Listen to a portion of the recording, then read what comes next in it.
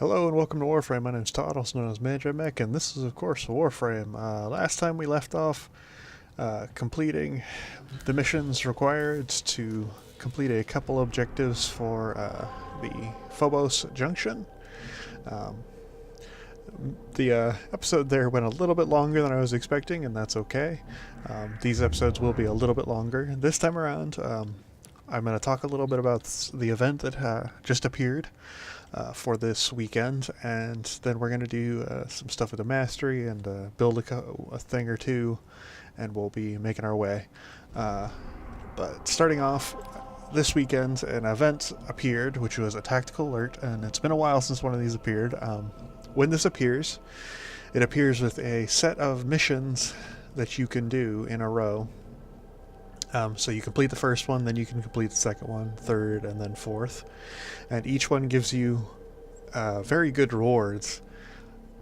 You know, a large amount of credits, some endo, some credits, an Exilus adapter, credits, and I believe that's a blueprint for both a catalyst and a reactor, and then a sigil for the last one.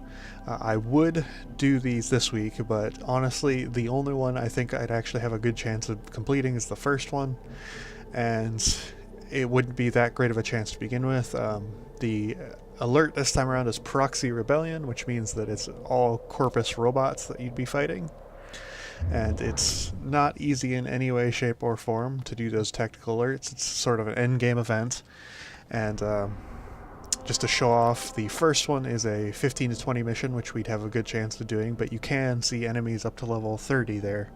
So if you're not ready for it, which we really aren't, we don't have the mods or the capability to deal with that right now, it would be very difficult, and we'd be mostly relying on our allies. The 20 to 35, I've seen, I think I saw enemies up to around 45, level 45, which is pretty difficult. The 25 to 40, I definitely saw enemies up to level 50, and the 30 to 50, I think I saw enemies up to level 60, but not positive on that one. Overall, though, level 50 enemies are effectively endgame enemies in terms of Warframe. The highest level of enemies that you'll see in most missions would be level 100 for sorties, which is the very, very end game. But the highest star map level enemy I believe you'd see would be level 50, which would be Mott. That would be the very end of the star map is Mott. And I'm pretty sure that that's a level 50 mission. So we're really not capable of doing the tactical alert, or at the very least, we'd only be able to do the first part, and that really wouldn't really give us a whole lot at the moment. But if you wanted to take a chance at it, a lot of the times you'll probably get a good enough group that they'd be able to handle it without your, assistance. But I don't really want to burden somebody like that, so we're gonna skip it now. There's nothing I'm going to really focus on for the modding today. I'm not really worried about it, but I did notice when I was checking out our foundry that we could potentially build some weapons.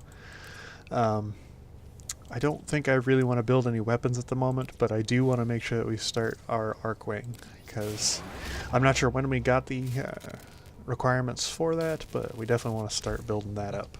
So now we've started that. That'll be ready for the next episode, where we will finish off building our Arcwing, hopefully. And now we're just going to jump straight into the mastery test for the next rank. Shouldn't be too difficult. I don't even remember what this one is, but you can also practice for these at the Cephalon Samaris, as I showed previously. But we're just going to jump into it, try it without it. We did just swap our weapons over to the Boltor from the Paris, so hopefully it won't be a problem. Show me that you know of the old ways. Old ways. All targets using your melee weapon. Okay, so if it's just our Skana, I think we'll be just fine. The only problem with missions such as these would be the time limit involved, but I don't think we'll have any issue there. As long as you've taken the time to do what I stated and focused on damage dealing mods, these challenges shouldn't be any problem for you. You should be able to do enough damage to clear out these enemies really easily. As the Lotus tells you to do better. Whoa. Heavy gunner there. That's a kind of a mean enemy to send at you right away, but I think we can deal with it. She keeps knocking us down though. Let's go over here. She can only knock you down so often, so not too many issues, and we're done. Yeah, a Mastery Rank 3 test, not hard. This test is now complete. Another job well executed. Alright, so we've completed our Master Rank test. We've gotten another mod capacity, which is the main thing that you look at when you look at these tests. Did get some daily standing limits and some other stuff, but not super worried about it. Did we unlock syndicates? I think we might have. So we'll take a look at those in just a second. Let's see, is there anything interesting that I can think of off the top of my head that we unlocked? Not really. You could, every time you do a mastery unlock, it's worthwhile to take a look at the new weapons that you can build, but I don't want to get into that super much right now. We did everything we needed at Foundry, got pretty much everything we needed to do. I think we might have unlocked syndicates. I don't think we had access to those before. I did want to have enough time to do a relic mission and then kind of go over what I was going to do on Mars, but let's talk about syndicates real quick. So syndicates are like reputation and factions in other games. Effectively, you pick one. This war's chewing up the weak and the innocent. No one stands up for them, but Steel Meridian. Each one will talk with you a little bit as you kind of come into them. You complete the initiation. Hey, are you gonna help these people out? Which effectively means you donate some resources, some credits, so you can get your sigil from said faction.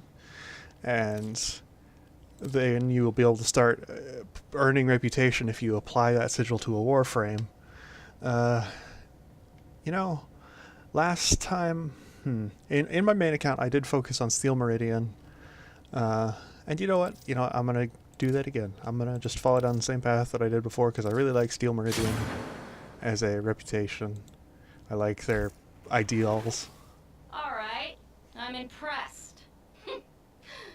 You might make a difference in people's lives after all. So, Steel Meridian are led by a battle-hardened Grineer deserter. The Steel Meridian, they're effectively Grineer that have splintered off from the Grineer that you fight in missions, and they've sworn to protect the colonies that remain in the universe. You got the Arbiters of Hexus. They're similar to a cult of the Tenno. I would kind of refer to them as very mysterious, interesting individuals. You got Cephalon Suda. She's a Cephalon, which in Warframe terms is just like an AI program that effectively she's just looking for information at all points. You've got the Perrin sequence, which is the Corpus splinter group, splintered off from the Corpus of that you fight in missions. And their whole goal is to fight for prosperity and like equality throughout the universe. You've got the Red Veil, which are effectively, I want to say the assassins of the universe. They're kind of, I would probably equate them to more of like a rogues guild, if anything. Very honor-bound, but they're also very violent and all that. And then you've got New Loco. They're humanity purists. A lot of people love referring to them as space racists, but I'm not really super worried about it. Effectively, you can go into all these, and it'll tell you about each of them. We're going to be focusing on Steel Meridian because I want to level them up. They also get you a health restore blueprint, which is more than likely the most useful blueprint that you can get out of any of them to begin with. The only other one I think I might suggest would be, is it Arbiters of Hexus? Yes, the Arbiters of Hexus. The Arbiters of Hexus seek truth through trial and discipline. The Tenno will surpass their former masters. The reason being for that is the Arbiters of Hexus get you a squad restore for your energy, which is also extremely useful. Another thing to note about them is that as I level up the reputation for Steel Meridian, a Parent sequence will be my enemy, and New Loco will be opposed to me, whereas a Red Veil will be allied to me. This means that as I get reputation for Steel Meridian, the Parent sequence will get the exact opposite amount of like negative reputation, so they'll begin to hate you and they'll send enemies after you. You'll gain a little bit of extra reputation with Red Veil, so they'll like you, and New Loco will dislike you just a little bit. So yeah, if you're not wanting higher level enemies to come after you, focusing on reputations early on is not a smart thing to do.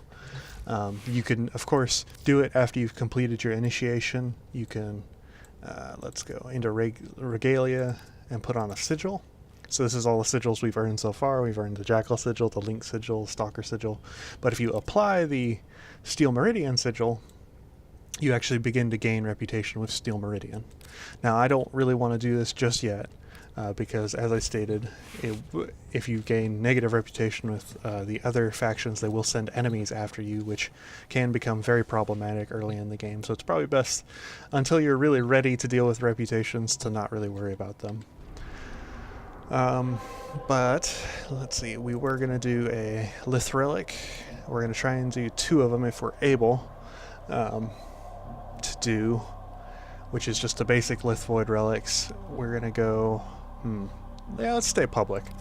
It is a spy mission, which typically I would suggest you don't do in a public setting, because spy missions tend to get messed up if you're in a public setting. But you know what? I want to get them done, so we're going to try and get them done with as many people as possible. Let's go with just a random one. Doesn't really matter what we pick here. We just got to open 2 relics is all. Once we've opened our 2 relics, that will complete another objective, and then I will talk briefly about what we can do for the last objective to complete the scanning the Cephalon fragments to unlock the Phobos Junction. Hopefully this won't take too long. I don't think it will. 2 spy missions should be over relatively quickly with 4 people. Let's skip this. I guess we're not able to. So we do have to actually unlock the relic. So even though it's a spy mission, we do still have to kill enemies and get that reactant. Look for more reactant. But we do also have to complete the objective. Tenno, be on the lookout for increased security measures. Alright, so we're going through. Let's see. I don't think anybody's gotten A yet. So this is our Boldor. Haven't shown it off yet, of course, because we've been focused on the Paris. It's effectively a machine gun crossbow, which is pretty great. When enemies are killed by it, they're punctured to a wall. Very funny to look at. I don't think anybody's gone for A. I guess I will focus on A since nobody's gone for it. We'll also be killing the Corpus around here. Later on, the Boltor becomes much more impressive when we throw on some mods to it, some damage mods. Yeah, nobody's come over here yet. You're nearing the console. Trigger the alarms now, and they will start destroying the data. It is worthwhile to note, because we're on a spy mission. If we think we're going to run into any issues, we can definitely use some ciphers if we need to and deal with the problem, but hopefully we won't. And as I said previously, because we've got the other teammates in our group here, data extracted. They won't even know it's gone. we're not going to have any issue completing all the little spy areas quickly. I do find it weird that my teammates just kind of disappeared without bothering to kill any enemies over here or get the objectives. Very strange. Usually people will focus on getting those, even if it means getting 2 or 3 people into the same little spy area. But everybody's different in that regard. We have everything we came for. Get to extraction. And we're done with spy just that quickly. So it was quite beneficial for us to have the other people here. Finish your mission and we'll take a look inside. But now we've got a race to catch up with everybody else because we finished A, whereas everybody else kind of went to the last ones. Nope. Gotta head up, do we? That maneuver I'm pulling there is just a basic rocket jump with the camera pointed upwards, which isn't hard. And just from that camera angle, it's really hard to tell that I'm actually sliding there. So all I'm doing is I'm sliding, pointing the camera pretty much directly up, which allows me to get a lot of vertical momentum. Super useful. Looks like we've got a limbo on our group here, which creates this cool cataclysm zone. Oh, and we've got some nice drops. So we could go for pretty much anything here. Let's see. I think I might want the Oberon Prime blueprint. Yeah, let's get that. Another job well executed. One thing to note there in that screen, oh, we got a Hornet Strike. That's very beneficial to us. So Hornet Strike is the pure damage mod for pistols, which we will slap that on as soon as we're able to. And one thing to note in that screen there was that the item names, some of them were bronze or copper, and some of them were silver. The silver item names indicate that the item is worth more, such as the best ones that you can get would be the gold ones, silver being the next best, and the copper ones are the kind of the worst equivalent.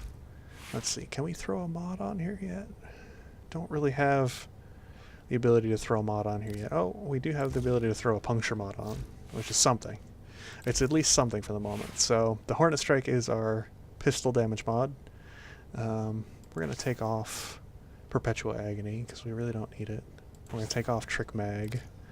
And we're going to throw Hornet Strike right on because Hornet Strike is far better. And we will be buffing that mod here in a bit if we're able to. We do have North Wind on for our melee weapon. Oh, or even Shocking Touch. Yeah, I'm going to replace Healing Return. Healing Return is quite good because it does give you a little bit of healing on your melee weapon. Actually, I can put on both. Yeah, let's put on both.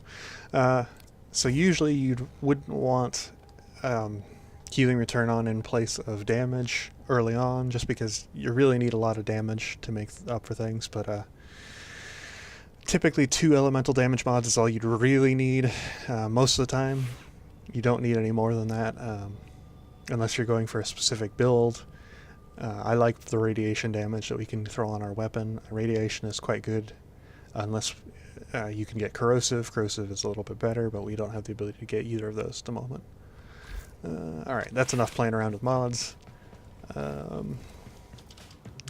let's jump back into one more spy mission, which will complete our opening of relics, which will allow us to unlock the Phobos Junction, or one of the objectives for the Phobos Junction.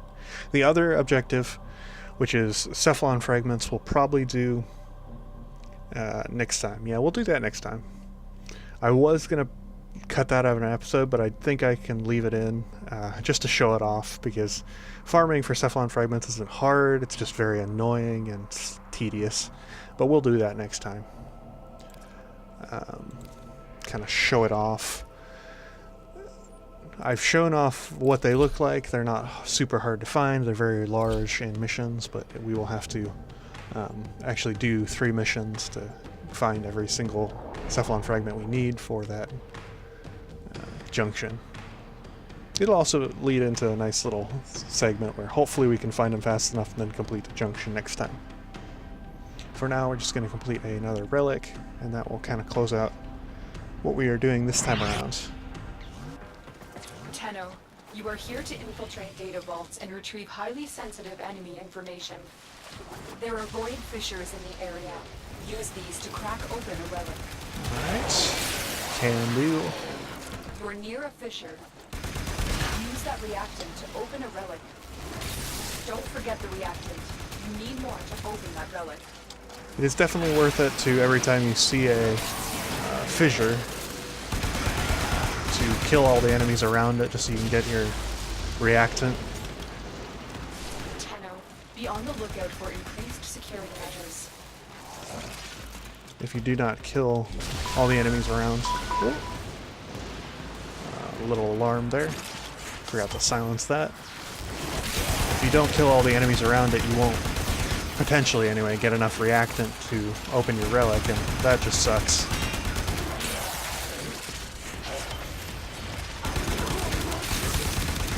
Alright. Almost there. We only need one more reactant to be able to open our relic. Or maybe this guy will drop it? Or this guy. This guy for sure. Nope. That guy? That guy. That guy dropped it. Cool. So that gives us enough reactant to open the relic. To find out what's inside.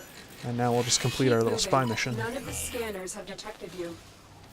You're nearing the console. Trigger the alarms now, and they will start destroying the data. Okay, so for this one, we've got a bit of a problem. Not only do we have enemies, but we also have... okay. So I think that set off the... okay, that didn't set off the alarm for this room, though. Which usually, if you set off the alarm in one of these rooms, it would create the countdown, but we haven't done that just yet. We do want to run down into the bottom here as fast as we can to complete the spy mission now.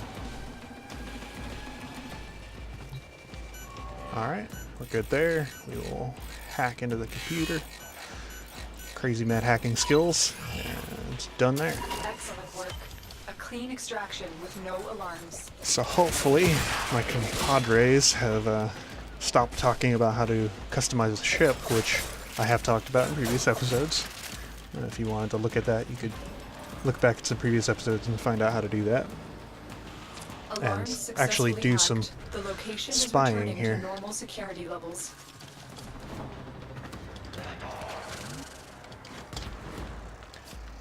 One of these times I'm actually going to see them get some data. Come on, guys. Don't just stand around.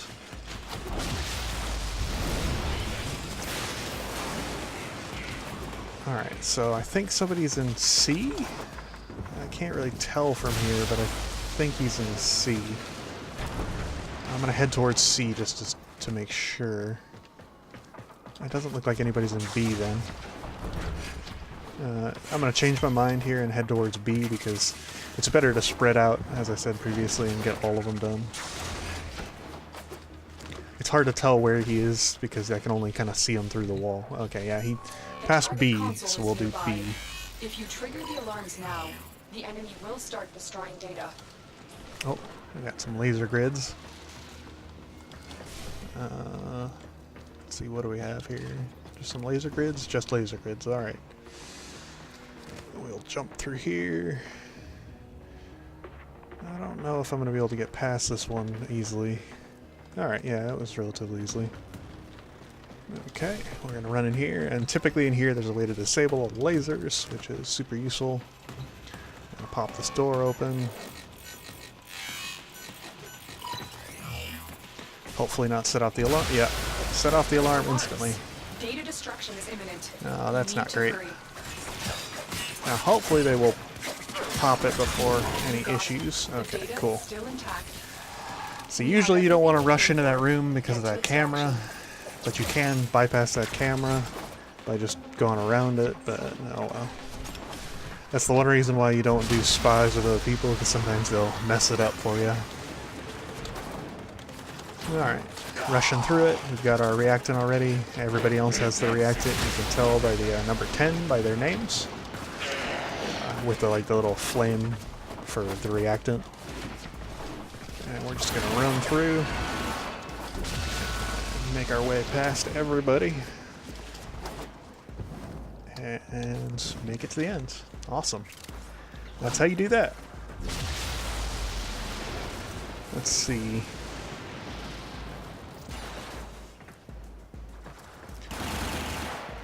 Alright. So now that we've completed here, as soon as the other guy eventually gets here to the end, you know what? Do we have the ability to dance? We have the ability to meditate. Let's meditate for a second. As soon as the other guy gets here, we'll finish out this episode. We'll have completed this segment. Next time we'll go on the hunt for some Cephalon fragments and pop open the Phobos Junction and be making our way towards Phobos so we can get some plastids. And then heading over towards a vault so we can get a control module to build our Rhino, which is our main objective in the end. Alright, so usually you would pick the Bratton Prime receiver here, but I know for a fact that the Nyx Prime blueprint is actually a vaulted item.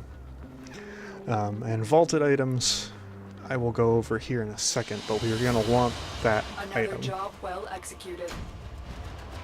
We got another Hornet Strike, which we don't need. You cannot stack them, of course. You can only have one per weapon, so it's pointless to have multiple. But we have finished pretty much every objective. Got 2 spy missions done. And we're still making our way through. Alright, so let's leave out of here. Alright, so real quick, just to go over what vaulted items are. If you ever see vaulted items, it's definitely worth it to get them. Vaulted items are the Prime Vault. I don't think there's a page for them, but effectively they're the packs that you can get when Digital Extremes, the company that makes the Warframe, decides to re-release them. They're items that you could have gotten in the past, but they've put into what they refer to as the Vault. Occasionally they'll re-release those items so you can get them again. This time around it's the Nyx pack and the Rhino pack. And that means that in-game you can get relics, open said relics, and get Nyx and Rhino out of those relics. But only for a limited time. So it's like limited time events that can get you stuff that you haven't seen in the game usually, or don't usually see.